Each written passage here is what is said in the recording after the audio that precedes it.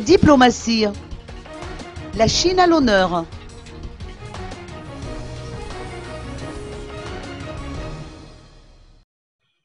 La République populaire de Chine a vu le jour en octobre 1947.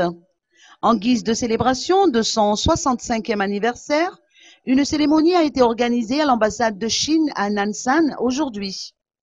Le discours de l'ambassadeur chinois à Madagascar, son Excellence Monsieur Yang Min, a été axé pour l'occasion sur la coopération entre les deux pays.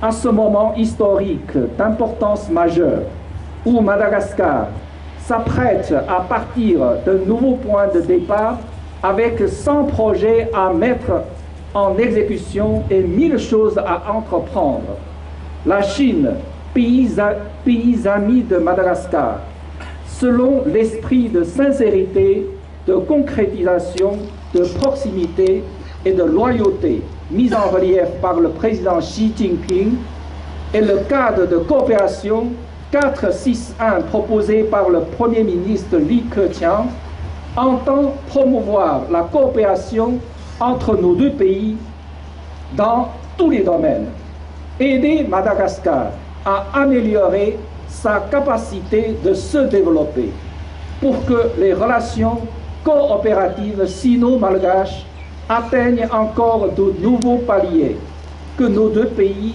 bénéficient d'une coopération mutuellement avantageuse et réalisent une prospérité partagée. Vive l'amitié sino-malgache! Rappelons que la Chine vient d'octroyer un financement de 130 millions de yuan, l'équivalent de 42 milliards d'arias, au gouvernement malgache. L'annonce avait été faite au terme de la visite effectuée par le Premier ministre Kool Roger en terre chinoise. D'ailleurs, le Premier ministre a assuré au cours de la cérémonie d'aujourd'hui que la coopération entre les deux pays s'étend dans plusieurs domaines. En ce qui concerne les relations sino-malagasy, permettez-moi d'évoquer les liens d'amitié de longue date qui unissent les peuples chinois et malagasy. En effet, Madagascar abrite l'une des plus importantes communautés chinoises en Afrique, issues de plusieurs vagues d'immigration et qui sont parfaitement intégrées dans la société et le paysage économique malgache. Au-delà de ces liens d'amitié, depuis l'établissement des relations diplomatiques entre Madagascar et la République populaire de Chine le 6 novembre 1972, nos deux pays ont entretenu des rapports soutenus, pour ne citer que les visites officielles de nos anciens chefs d'État respectifs, des membres de nos deux gouvernements en Chine et à Madagascar, la dernière en date étant celle que j'ai effectuée récemment en Chine.